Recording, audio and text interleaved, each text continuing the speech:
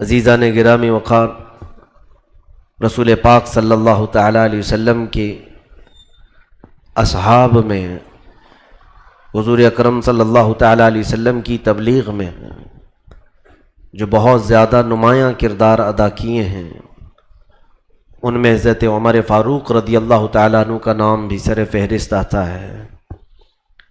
نبوت کا 7واں سال تھا جب حضرت عمر فاروق رضی اللہ تعالیٰ عنہ ایمان لائے تھے۔ شروع کے آپ کے حالات پردہ خفا میں ہیں، بچپن کے حالات کسی کتاب میں نقل نہیں ہو سکے، لیکن اتنا ضرور ہے کہ آپ قریش کے معزز خاندان سے تعلق رکھتے تھے۔ بنو عدی جو آپ کا قبیلہ تھا، یہ سفارت کے کاموں سے متعلق ان کو بہت ساری ذمہ داریاں دی گئی تھیں۔ جب کبھی عربوں میں آپس میں جنگ ہو جاتی یا آپس میں جھگڑے ہوتے تو فیصل کی حیثیت سے حضرت عمر فاروق کا خاندان وہاں پر ہوتا تھا۔ حضرت عمر فاروق رضی اللہ تعالیٰ عنہ بنو عدی میں سے تھے، جس کی وجہ سے سفارت کے کام آپ کو بھی ملے تھے، اور جس کی وجہ سے آپ دور دراز کے ملکوں کا سفر بھی کیے ہیں، شام، یمن اور اس کے علاوہ اور بھی کئی ممالک کا، کہ باہمی نزاع، باہمی جھگڑوں کو ختم کرنے کے لیے آپ ثالث کا کردار ادا فرماتے تھے۔ لیکن اسلام لانے سے قبل جو سب سے زیادہ مسلمانوں کو اذیتیں دینے والے لوگ تھے، کمزور مسلمانوں کو، جو غریب مسلمان تھے صحابہ میں، ان کو سب سے زیادہ اذیت دینے والوں میں بھی حضرت عمر کا نام آتا ہے، کہ جہاں کہیں کوئی اللہ کا نام لینے والا دکھ جاتا تو اسے مارا جاتا تھا۔ مکہ والے پکڑ کر کے اسے پیٹتے تھے۔ تو یہ مکہ میں تقریباً 13 سال تک یہی سلسلہ چلا ہے۔ موب لنچنگ تو اب ہو رہی ہے، اور اس کو نیا نام اگرچہ دیا گیا ہے، در حقیقت جو کیا جا رہا ہے یہ مکہ والوں کے، مشرکین کے انہی عادات کو دوبارہ اپنایا جا رہا ہے۔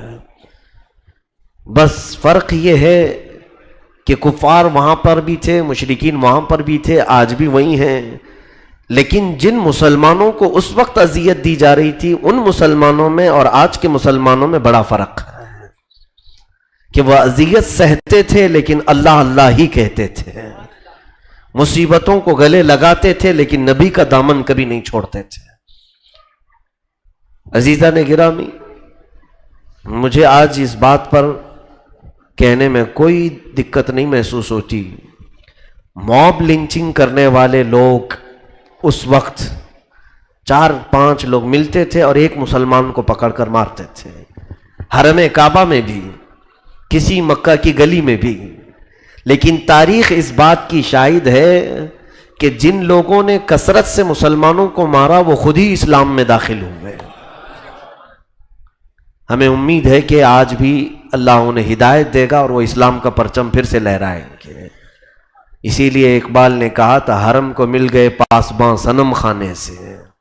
اکثر ایسا ہوا ہے کہ جنہوں نے شدت عداوت سے اسلام اور مسلمانوں کے خلاف علم بغاوت اٹھایا، پھر دنیا نے دیکھا ہے کہ انہی کے ذریعے سے اللہ تعالیٰ نے اسلام اور مسلمانوں کی حفاظت بھی فرمائی، ان کے دلوں میں اللہ اسلام کی ہدایت بھی عطا کرتا ہے۔ تو حضرت عمر کا حال انہی لوگوں میں سے تھا جو ضعیف، غریب اور کمزور مسلمانوں کو مارتے تھے۔ آپ کی حمیت اور غیرت بچپن سے ایسی تھی کہ لوگ آپ کے رعب و دبدبے سے خوف کھایا کرتے تھے۔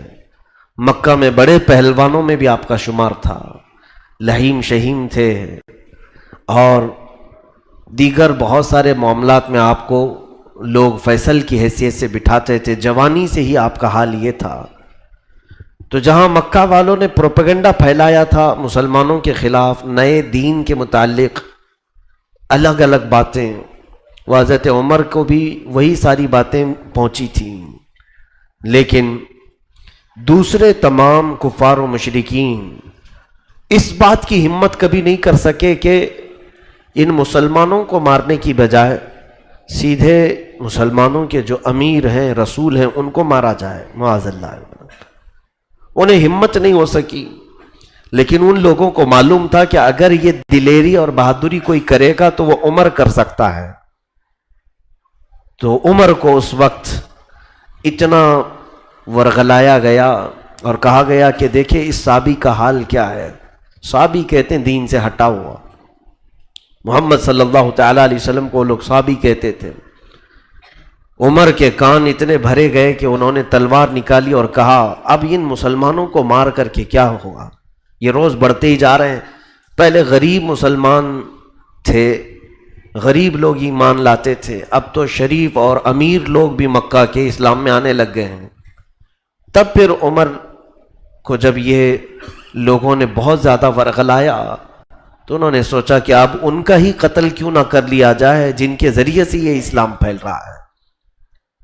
اب ان کے اسلام لانے کا یہی واقعہ ہوا کہ وہ تلوار لے کر کے چلے تھے، لیکن راستے میں ایک صحابی نے دیکھ لیا، ان کا ارادہ بھانپ لیا اور انہیں پھیرنے کے لیے کہا عمر تم کہاں جا رہے ہو؟ کہا میں محمد کا آج قتل کرنے جا رہا ہوں. کہا ان کو بعد میں قتل کرنا، تو اپنے گھر کی خبر لے، تیری بہن اور بہنوی بھی تو اسی اسلام میں آئے ہیں، تو اپنے گھر والوں کی پہلے خبر لے. تو ان کو اور بھی جلال آیا کہ میرے گھر میں ہی یہ معاملہ ہو گیا، میں دوسروں کو مارتا تھا.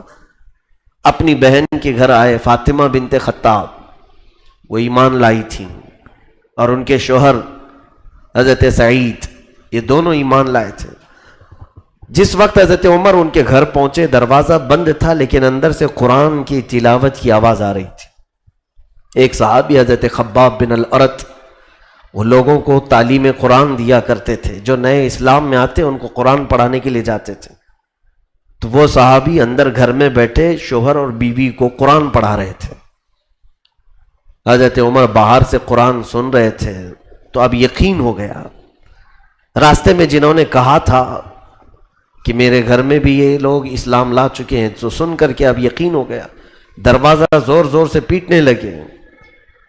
تو بہن اور بہنوی نے سمجھ لیا کہ عمر آئے ہیں اور پھر اب خیر نہیں ہوگی. خباب بن الارت کو اندر چھپا دیا، دروازہ کھولا تو حضرت عمر جاتے ہی کچھ پوچھا نہیں، دونوں کو بے تحاشا مارنا شروع کر دیا. اپنے بہنوی کو بھی بہت مارا، اپنی بہن کو بھی مارا، اتنا کہ ان کی ناک پھٹ گئی، خون جاری ہو گیا. تھک گئے، اور ان کے اندر اپنے رشتہ داروں کی صلہ رحمی بھی بہت زیادہ تھی. وہ بہت زیادہ اپنے گھر والوں کا خیال بھی کرتے تھے. اپنی بہن کا یہ حال دیکھ کر ان سے رہا نہ گیا، پھر خود کو رحم آ گیا، اٹھایا ان کو اور بٹھایا. تھکنے کے بعد پھر پوچھتے ہیں چلو مجھے اب یقین تو ہو گیا کہ تم اسلام لا چکے ہو، محمد کے دین میں آ چکے ہو. میرے آنے سے قبل جو تم لوگ پڑھ رہے تھے وہ کیا تھا؟ ان کی بہن کہتی ہیں وہ اللہ کا کلام ہے، قرآن عظیم ہے، اس میں اللہ رب العزت نے غیب کی خبریں دی ہیں. حضرت عمر نے کہا مجھے بھی پڑھ کر کے سناؤ، وہ مجھے بھی پڑھ کر کے سناؤ اور مجھے وہ قرآن دو. ان کی بہن نے کہا کہ تم ایمان لائے ہوئے نہیں ہو، اور تمہارے ہاتھ میں میں یہ کلام کا نسخہ نہیں دوں گی، البتہ پڑھ کر کے ضرور سناؤں گی. ان کو پڑھ کر کے سنایا گیا. سورہ طٰہٰ کی شروع کی آیتیں تھیں. بس اللہ رب العزت جب کسی کے دل کو بدلنا ہو تو قرآن کی ایک آیت سے بدل دیتا ہے. جب یہ آیتیں تلاوت ہونے لگیں، حضرت خباب بن الارت اندر سے آ گئے. ان کی آواز میں غضب کی شیرینی تھی. قرآن انہوں نے پڑھ کر کے سنایا. کافی دیر تک حضرت عمر کہتے تھے کہ اور سناؤ اور سناؤ اور سناؤ. واللہ ان فی ھذا الکلام لحلاوہ، قسم خدا کی اس کلام میں ایک عجیب سی شیرنی ہے، ایک عجیب سی مٹھاس ہے. اس کے بعد دیکھا ان کی بہن نے، فاطمہ بنت خطاب نے، کہ عمر نے جب آنکھیں کھولی تو ان کی آنکھوں میں بہت آنسو تھے اور ان کے رخسار پر آنسو نکل کر کے بہہ رہے تھے. یہ وہ کلام معجز ہے جو سخت دل کو بھی نرم کر دیتا ہے. یہ اللہ کا وہ کلام ہے جس کی تاثیر ہے حضرت عمر نے کہا کہ میں جاتا ہوں محمد صلی اللہ علیہ وسلم سے براہ راست یہ کلام کے متعلق پوچھوں گا اور ان سے میں سوال کروں گا کہ یہ دین آخر ہے کیا۔ فاطمہ بنت خطاب ان کی بہن نے کہا عمر اللہ تیرا بھلا کرے، تو جا ایک بار ان سے مل تو لے۔ اب تک حضرت عمر کا سامنا نہیں ہوا تھا، صرف مسلمانوں کو پکڑ کر کے مارتے تھے۔ حضور صلی اللہ علیہ وسلم سے سن بھی لیتے کہ دین ہے کیا۔ ادھر حضرت عمر نکلے، ادھر رسول کریم صلی اللہ علیہ وسلم صحابہ کے ساتھ بیٹھے ہوئے تھے۔ اس وقت زیادہ صحابہ نہیں تھے، 39 صحابہ 39 لوگ تھے۔ اتنوں کے بیچ میں اس میں سے بھی چند لوگ تھے۔ فرماتے ہیں رسول کریم صلی اللہ علیہ وسلم دعا کے لیے ہاتھ اٹھا رہے تھے، یوں فرما رہے تھے اللہم اعز الاسلام باحد العمرین، اے اللہ تو اسلام کو عزت دے دو عمر میں سے کسی ایک عمر کے ذریعے سے، ایک عمر بن ہشام اور ایک عمر بن خطاب۔ مکہ میں 2 عمر بہت مشہور تھے۔ عمر بن ہشام لوگ نام سن کر کے شاید نہیں پہچانیں گے، لیکن اس کا جب لقب کہا جائے ابو جہل تو ہر کوئی پہچانتا ہے۔ ابو جہل کا اصل نام عمر بن ہشام تھا، اور دوسرا عمر ابن خطاب۔ یہ دونوں عمر مشہور تھے مکہ میں۔ رسول کریم صلی اللہ تعالی علیہ وسلم دعا کے لیے ہاتھ اٹھائے ہوئے ہیں صحابہ کی مجلس میں کہ 2 عمر میں سے کسی ایک عمر کے ذریعے سے اسلام کو تو عزت عطا فرما۔ صحابہ نے آمین کہا۔ تھوڑی دیر نہ گزری تھی کہ دروازے پر حضرت امیر حمزہ پہرا دے رہے تھے کہ کوئی آ کر کے حضور کو تکلیف نہ پہنچائے۔ حضرت امیر حمزہ کا بھی رعب و دبدبا تھا۔ حضرت عمر کو تلوار لے کر کے تیزی سے آتے ہوئے دیکھا تو صحابہ نے کہا کہ عمر آ رہے ہیں، اور یہ عمر کے جب آنے کے حالات دیکھے صحابہ نے کہا کہ یہ بے قابو ہو جاتا ہے، اس کو کون قابو میں کرے گا۔ امیر حمزہ نے کہا نہ گھبراؤ میرے ساتھیوں، عمر اگر اچھے ارادے سے آ رہا ہے تو ٹھیک ہے، نہیں تو میں بھی عمر سے کم نہیں، میں اس کا مقابلہ کروں گا۔ اسی اثنا میں حضرت عمر دروازے پر آئے تو امیر حمزہ نے ان کا راستہ روک لیا، پوچھا کہ کیوں آنا ہوا، کس لیے آئے ہو؟ حضرت عمر نے کہا یہ تلوار محمد صلی اللہ علیہ وسلم کے حوالے کرنے آیا ہوں۔ تلوار لٹکا کر کے آئے تھے، لیکن وہ تلوار حضور کے حوالے کرنے آئے تھے۔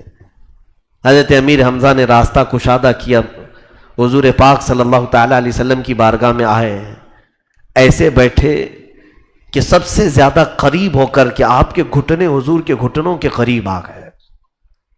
اللہ کے حبیب صلی اللہ تعالی علیہ وسلم سے انہوں نے 2-3 باتیں پوچھی۔ حضور اکرم صلی اللہ علیہ وسلم جب قرآن پڑھنے لگے تو بے تحاشا عمر رونے لگے، کہا اتنے سال میں کس غفلت میں تھا، اتنے سال میں کون سی جہالت میں تھا۔ اور اندازہ کرو میرے عزیزو، آج 14 صدیوں کے بعد کوئی اچھی آواز والا قاری قرآن پڑھتا ہے تو ہماری آنکھیں بھیگ جاتی ہیں، جبکہ ہم عجم ہیں، ہم عجمی لوگ ہیں، عربی سمجھتے نہیں ہیں۔ عربی جسے نہیں سمجھ میں آتی ہے اس کا دل ہل جاتا ہے۔ جو اہل عرب ہوں گے، جن کی مادری زبان عربی ہو، جن کی زبان میں قرآن اترا ہو، ان کے سامنے قرآن تلاوت ہو رہا ہو اور وہ بھی صاحب قرآن نے تلاوت کیا ہو، محمد رسول اللہ صلی اللہ علیہ وسلم نے، تو ان کے دل تو ہلنا ضروری ہے۔ حضرت عمر نے اسی وقت اپنی گردن حضور کے حوالے کر دی، کہا اشہد ان لا الہ الا اللہ واشہد ان محمدن رسول اللہ صلی اللہ علیہ وسلم۔ صحابہ نے اس وقت ایک بہت بلند نعرہ لگایا، پورے مکہ والوں نے اس وقت اس نعرے کی گونج سنی، حضرت عمر کے اسلام لانے کی خوشی میں، اور صحابہ نے مبارکبادی دی، اے عمر مبارک ہو تجھے، رسول اللہ کی دعا تمہارے حق میں قبول ہو گئی۔ حضور نے 2 عمر میں سے کسی ایک عمر کے ذریعے سے اللہ کی بارگاہ میں یہ التجا کی تھی کہ اسلام کو عزت بخشے، وہ رسول پاک کی دعا تیرے حق میں قبول ہو گئی۔ حضرت عمر فاروق رضی اللہ تعالیٰ عنہ ایمان لائے، جب زمانے جاہلیت میں تھے تب بھی ان کا رعب و دبدبا ویسی تھا، کسی سے خوف نہیں کھائے، کسی سے ڈرے نہیں، وہ علل اعلان مجلسوں میں شریک ہوتے تھے۔ ایمان لانے کے بعد بھی آپ کی وہی کیفیت تھی، وہی حالت تھی. رسول کریم صلی اللہ علیہ وسلم سے آپ نے یہی سوال کیا کہ ہم ایمان لائے ہیں، اسلام لائے ہیں، تو اب کفر و شرک کا مقابلہ بھی کریں گے. فرماتے ہیں حضرت عمر کہ میں نے زمانہ جاہلیت میں جتنے مسلمانوں کو تکلیفیں دی تھی، میں چاہتا تھا کہ اب ایمان لانے کے بعد کفر و شرک کے خلاف ویسی کھڑے ہو کر کفارہ ادا کر لوں.